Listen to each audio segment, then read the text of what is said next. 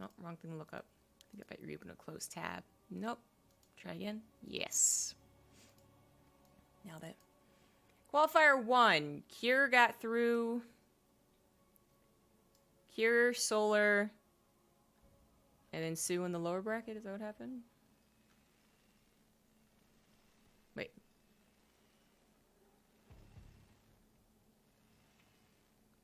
I'm trying to, like, do the most simple math on stream, and somehow I can't do it. I'm just gonna look at what they said. Cure, Solar, and Sue. Yeah, I should have just done that in the first place. I did. Alright.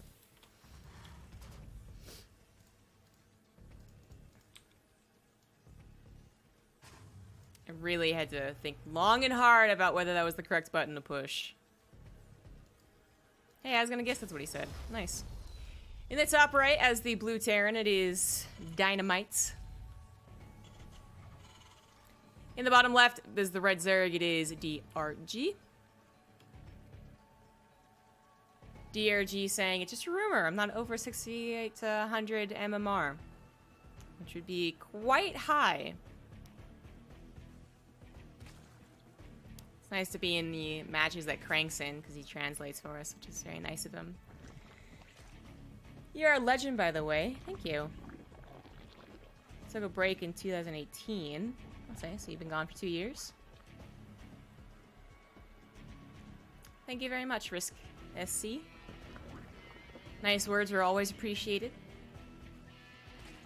So yeah, I don't know where the MMR lies between these two players. There were rumors that DRG was extremely high up on ladder. Maynard just gave us some better facts, though, that DRG did quite well in the Alima League, being Innovation and Trap, and Ragnarok as well. I think the first two names, perhaps you think is like more impressive than Ragnarok, but let's not forget that Ragnarok can be a real beast online. He was one of the first, I feel like, ladder tournament heroes, and then Cure kind of like came in and also like blew them all out of the water and just like won everything online. So everyone was talking about him, but Ragnarok was doing it as well for a time. A lot of his, honestly, a lot of his aggression was working out quite well, but it started to kind of flip on him. Anyways, we're not casting him right now. Right now we're casting DRG and Dynamite. As I said, Dynamite had some good TPT. I've been impressed by his skill in that matchup, so really just the basic skills of StarCraft, like macro and micro and decision making were actually all good in TVT. No lucky breaks where he went 3 Reaper, 3 Hellion Medevac or something stupid. None of the cheeses that can't exist in TVT that got him free wins. No, he faced like Innovation or Tasia or someone, and I was like, damn, that's actually pretty good. Which should translate to a certain point of time in TvZ, just because TvZ not much happens unless DRG was to be cheesing, and well, he's currently not. So yeah, if that means he's gonna have a decent build post the actual, like, you know, builds kind of ending and the actual interaction beginning. Like I don't know if that's gonna go well in his favor, because DRG really has been playing well, and we're like kind of looking forward to him getting back to his old form. DRG actually has a 2-base layer, so when I said he wasn't cheesing, I take that back. I was wondering where the third was. That Reaper was not that annoying. He did it off of 1 less drone and gas, which I'm not sure the Reaper even could dip in to see. So, Dynamite should be suspicious though, just because of the late third. That was like a 315, 320 layer. That's pretty fast. Or it's gonna be for early Spire. Dynamite delaying what otherwise could have been a faster stim. Slightly faster barracks, I think, as well, if he didn't go for these 2 Banshees. And the 2 Banshees going to get, obviously, nullified against a quicker Spire, much quicker than they would in a regular Spire game or just a Ling Hydra game or what have you. Spire's definitely come back into play in a big way on most maps. I would say on other maps, though, than Everdream. Everdream kind of a contained map, not like really huge side to side. Rush distance, I think, is about average for the other maps, but no, like the side to side thing would be a big deal. Not a whole lot of areas for the mutas, I feel, to like actually go around just this area. So if you cut them off here and here, but I suppose the third base is kind of an annoying, kind of far away place. Yeah, Yeah, I guess. I feel like it's more just like it's come into play so you can do whatever you want. So I'm not gonna really judge the map on this choice. I'm gonna say that more DRG, old-fashioned player, coming from a time where mutas were still very, very good. Actually, in a lot of different matchups, I think it was still very viable in TvZ when he was winning. Yeah. Because now I'm honestly forgetting what expansion DRG was that is hyped from, but I'm pretty sure it was Wings of Liberty. The old DongRaeGu versus Genius finals, where Genius proved not to be that genius. That was back when faking a 3rd and 4th gas in PvZ was considered the height of brilliance, and it was like, okay. And then Genius tried to do like a carrier rush, and it failed, and it was just like, okay. Alright, I think DRG's just better here, and he was. I digress. Mutas, kind of DRG's thing. I think he has very good control over it. I mean, he did delay his 3rd base to get there, but he hasn't taken any damage from the Banshees or the Hellions, and he shouldn't take any damage from the Banshees as they were first pushed away, and now that there's 2 of them, well, the mutas are going to be out, so no big deal. Dynamite still doesn't quite know exactly what's going down. He is building a missile turret. Where is that? Okay. Actually, towards just the far reaches. Figuring it out based off a couple of different things, right? Like that later 3rd... already kind of weird, these later evolution chambers, and then he never got in the main base to see a lair, but seeing perhaps the gas at the time they were taken. I'm not actually sure when he saw that. Perhaps a lack of lings. I mean, he seems to have an idea it could be happening, but okay, like now he now he like really knows, but the missile turret's gonna be a little bit late as Marines are ready to go. Medivacs are about to pop out, so they're not gonna be feared of overstimming. Fearful of overstimming. Slight problem here. Okay, I was worried he didn't have that hotkeyed, as he should be saturating this 3rd base given the chance if the mutas are being pushed away. Banshee actually did not get taken out by the mutas. DRG going across the map more than trying to help his queens, which are dealing with the Banshees anyways. They wanted to do some damage when they still had time to do damage. Didn't really get too much done, but anyways, the Banshee able to do at least something in this game.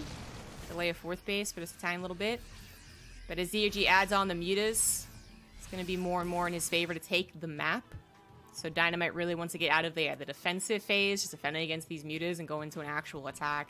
He's going to have all of his upgrades, I think, by the time he actually pushes onto this creep. He's going to have to be careful. Clearing it up with Hellions, not going to work out as well. Until that patch hits, man. If that patch hits, I guess. If they actually change it to light. Then these Hellions clearing everything up would be very, very easy. This is pretty aggressive. He is scanning the creep, not the army. He doesn't know how big it is. He's got to figure that his centrifugal hooks are done. A bit of a split there, and okay, better split towards the end. I was afraid he wasn't going to split enough. The Baneling number is not quite high enough. His Dynamite still on creep. He's going to be able to split away from these ones as well. Nope, not quite. And the mutas trying to take on the Marines on the right side. Hellions obviously can't help much against those mutas. They get taken out by the Lings and Banelings as well. DRG having to actually dig deep into his reserves there. You know, he had wave after wave after wave. Probably the reason Dynamite was sticking around so long was that he thought maybe he could actually stick around, right? Like there wasn't more on the way, but more kind of kept coming, and it was really just enough. If DRG had had a couple less Banelings, you know, less connections, and that's when it gets a little scary. There's suddenly still 8 Marines left over with Medivacs healing, and the mutas actually have to sacrifice themselves to hold on. But it worked out well for DRG. Well enough. He's going to be able to saturate that 4th base and continue adding on mutas, which is going to get scary very, very soon. Up to 19 mutas soon. And he's going to go into +2. So, pretty muta heavy. Missile turrets are not... Missile turrets are not really going to be able to cut it. As time goes on, just proper Widowmine placement. Back in Heart of the Swarm, where DRG was still very good in. And then he went to the military at some point. I really should remember what year he went to military. Because I think he was already kind of just like not playing as much Starcraft 2 by the time he actually went in, but... Anyways. In Heart of the Swarm, there was a period where, like... We all remember Swarm Host, of course, but we gotta remember in TvZ, there's a period where... Mass Muta was just... It was so annoying. It wasn't impossible to beat. But sometimes you'd watch games where really the Terran was just relying on the mutas getting hit by 4 Widowmines, which takes out all the mutas with their splash. And that's like, just waiting for one thing to happen so you can actually try and win the game is not exactly great StarCraft.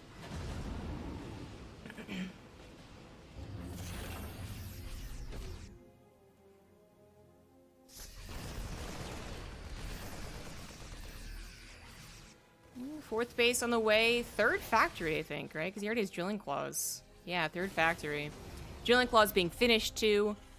Hopefully going to add another shot to the Widow Mines for Dynamite. I mean, he's not really going to be able to get away with another shot in the mutas. DRG making sure to have Overseers with that, even 2 Overseers, but maybe another one in some of these main engagements. Everdream has, of course, this little choke and can be quite scary. Like, obviously, if they push into you, you pull back, but pushing into them is also difficult to do. Especially against DRG has actually started spreading creep again after the push cleared up like 6 tumors. Drop is just sacrifice. He knew that was going to happen. But 9 drones ain't bad, and the medevac actually might be able to escape. DRG, realizing that's probably trying to pull him out of position, gets back into position as fast as possible. I think he's definitely right about that. Dynamite, despite having 2 factories, doesn't have that many Widow Mines because he's also producing those Thors. Okay, there's a few more. You still need a decent amount of Widow Mines. You're still dealing with that ground army that can try and just encompass you. Thors and Marines aren't really going to cut it. You still need some splash there, so... Looking a lot better with 5 Widow Mines opposed to 2. And now that he has 3 factories, he could really up that Widow Mine count. And hell, even transition over into tanks if he figures that he has to, that it's actually could be useful. I actually really do prefer nice catch on these units. And a drop as well. Not going to do too much, but distracting. Dynamite's movement's very nice here. Yeah, adding in some tanks really adds an anchor, and I feel like tanks especially, just like 2 or 3 added to this map and the way that Dynamite is pushing would actually be really annoying for DRG to handle. I guess it's not going to happen. He has 1 tank back at home holding it, trying to hold against any counters, which is very popular. If you're actually going to stick on Ling Bane Ling Muta, as long as DRG has, only just now getting that hive, probably around 13 minutes, starting an Ultra Scavenger type thing. Not exactly the longest time to be on Muta Lane Bling, for sure, but still, like, you can expect... You have to be fearful of those run-bys, of those counters. DRG only setting up, like, small run-bys, and these are the mutas doing their general harassment. Like, not really committing to huge ones. Like, you can see with the style, but you definitely have to be wary of it. So the tank's going to help against the bottom right. The mutas on the main base could be pushed away by Thor. They know they can, so they just run away anyways. Drones going down to the main base. That drop, that actually might be the original drop from the 4th base earlier. That it just swiveled around, I'm not sure. Center Towers will reveal the oncoming attack on actually his 4th base, where I don't believe he has planetary, building armor. Doesn't really matter anyways. Tank's trying to help, can't help that much. His 5th base will be able to replace it, lickety split. That's the good news for Dynamite, but his momentum has been cut a little bit here. He loses 11 SCVs. Obviously, his freshest mining base here. In fact, he's not going to transfer that over. He's going to wait. And he had to pull back. He pulled back a little because he wasn't paying attention with his army. But now he's paying attention again. Got to clear up a little bit more creep spread to stop being on creep. Because he's going to pull back off of creep. Hope the Widow Mines actually get some decent connections. Not really happening, though. That left side, I saw no Widow Mine connections whatsoever. This Widow Mine connection actually hurting the medevac more than anything else. And Dynamite is going to be pushed back. Is this actually the death blow, though, for Dynamite? Is he going to die here? I think so. If this is a planetary, it could be a different story. But it's not. He just took that out. And DRG is going to win game number 1. Yeah, Dynamite just not with the, I think, proper positioning on that attack, actually. I'd say usually by the time you get to Dynamite's his MMR, you absolutely know how to take the engagements, but it's always a factor of something else happening. Like your momentum, you're trying to keep up with the momentum that you just built, so you do take the risk of going on to creep spread. You don't realize how much is coming from X direction. Your Widow Mines are just simply unlucky. That sometimes happens, right? But you know how to take engagements, so I think he wanted to run with the momentum. He thought he had a good position, but really he had moved too far on a creep. His Widow Mines were more likely to do what they did, not really get big hits or hit him instead of the army in the way that he was positioned as well. He definitely could have taken a better fight with that army, but I also just wonder if that was enough Widow Mines.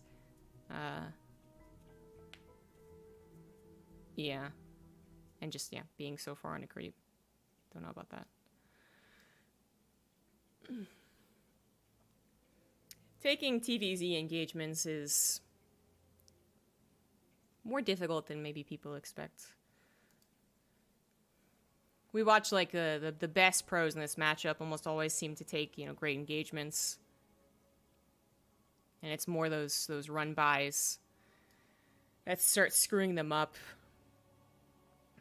Or huge flanking maneuvers or something like that, but they're pretty difficult to do. Oh, yeah, well, if you're not winning T-Rex. Bottom left sending an CV out. It is Dynamite. And at the top right is the red Zerg. It is DRG. You guys know that meme with, what is it, Thomas, the tank engine? What is, I've never watched it, so I don't actually get it correctly. Anyways, but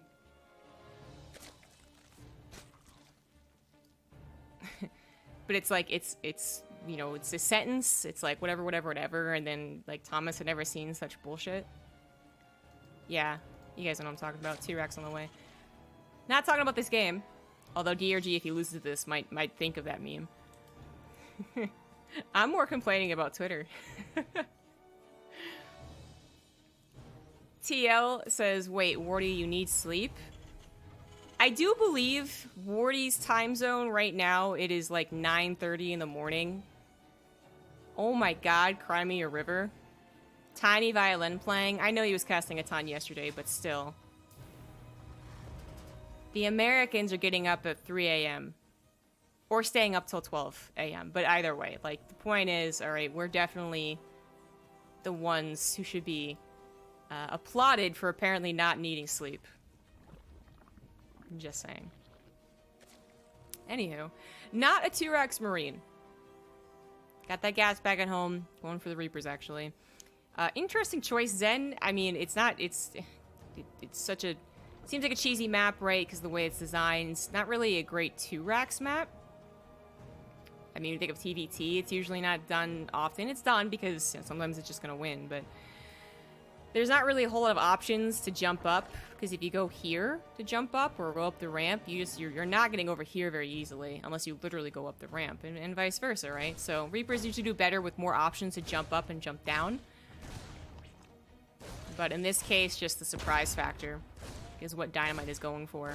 He's also got a bunker building in that natural, which DRG did nothing about, which might not really be the main problem, so I don't think it's that big of a deal, but it is obviously a place for Dynamite's Reapers to go back and feel safe. If this was Wings of Liberty, and they still had those old grenades, that hatchery is dead. And DRG is lost. But it's not, thankfully. Queen, I think, is trying to work in that bunker. Gonna take a little while. More importantly, yeah, trying to get any of these Reapers that get low going into the main base. Almost got the one. Just gonna heal back up. DRG so far taking no economic damage. All the drones have been saved. Of course, he's not making any more drones, but oh, spoke too soon. A couple drones starting to go down here. 3 of them. Reaper loses a life, however.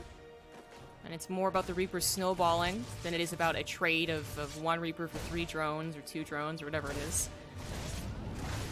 Well, I don't think that's going to work out well for DRG. I'm not sure this is going to be worth it, man. He does get a better surround. He kind of moves his lings around, and actually it seems to be okay. Seems to be okay. 4 Reapers were supposed to be in that bunker. He lost the 1. Would have been a big difference? I don't know about that. But the bunker is killed. That's not the end-all be-all. Speed still not on the way. Oh, no, it just finished. Look, duh. Catches one of the Reapers, reinforcing, and now we're still only at 4 Reapers. That's enough to tackle that many lings, especially since he has the ability to use the SimCity, the high ground. Well, not anymore, not with 3 queens. Just kidding. 5 Reapers, though, still going to be able to take on this number of lings, but I don't know if that was really long enough to stop DRG from droning, man. Like, that did not seem like a very long time. This was a pretty stellar defense, really. And I'm not going to blame the map, but I'm going to kind of blame the map. I don't know, I feel like some other map might have done a little bit better. Maybe if he had actually just fully committed to this portion of the map to do the 2-Rax. Because he kind of had to swivel, like, from here to around here and then there. Well, I guess he jumped up here. I'm not sure that was enough. Dynamite back at home, getting for a 3rd CC. He's got Hellions on the way. He was transitioning pretty quickly. This wasn't, like, super all-in. 3 racks, I guess. and then it didn't work, but... You know, the problem is that, unlike TvT, where 5 Reapers can threaten a defending Terran for a long time, of that backstab, you know, they might not be able to stop a tank push, but they can definitely backstab. Not quite the same thing that happens with Zerg, right? Because DRG's got 4 queens, so... I think rightfully tries to do something with those lings. If the Hellions are a little bit later, he probably grabs 2-3 SCVs, but Dynamite is paying attention to his Hellions, has the Hellions, and it's not so bad. DRG, though, taking the time, the Reapers came back thinking, oh, do I need to come back? To grab a 3rd base, easy peasy. That 3rd base might have been a little bit more difficult to grab if the Reapers were on top of it. But they weren't, and of DRG once again going for a faster Spire. Safety Bailey Nest, because you gotta.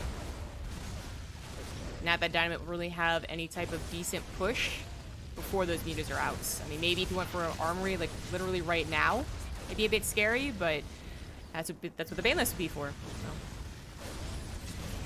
Hellion Reaper harassment. Starting to get on top of the queens here. More lings had to be produced. That's something. That is something. The Reapers are probably going to lose their lives here, and the Hellions should be able to escape. That's exactly what's happening. Dynamite still rallying through the middle, by the way, while it walls off the left side. Banshee coming through, too. Of course, the Overseer would be available. It is already made. Oh, but a Scouting Overseer, not one back at home. He realizes his mistake. Builds one at home, too. There you go. Still pretty good defense, but I believe he lost the queen. And he did have to make more lings, which is less drones. So, there's that. Ooh, it's Mech from Dynamite. Alright. Thank you, Yogi Gear, for the 29 months. Toast to chat to your health. We'll drink one together in 10 years' time. And a few in between. What a nice toast. It's toasty. Bomber already went through 2 series? Shit, man. Bomber wants to speed run this bracket. Top 3 do advance from today's qualifier. I think top 2 from next qualifier. I have to double check that. So the top 4 that make it through the upper bracket, and then obviously 2 of them get sent down to the loser's bracket, and whoever wins that is the 3rd person. Oh no, the macro! Also the lack of muta awareness. He has no missile turrets whatsoever. Just so caught up in this game, probably he forgot to scout. He forgot that DRG does faster mutas. This has turned into a big problem. I mean, he is almost evening it out. In fact, almost perfectly evening it out. But Dynamite still doesn't have an engineering bay. He's trying to get missile turrets. Yeah, okay. He was trying to get cyclones because the engineering bay was only on the way. If he had missile turrets, this is a slam dunk for him. He at most, you know, loses SCVs surrounding the missile turret, but did not really consider that DRG was getting up to those mutas, and mutas win the day. A little bit of a lame ending there. But Dynamite, as I said, I expected DRG.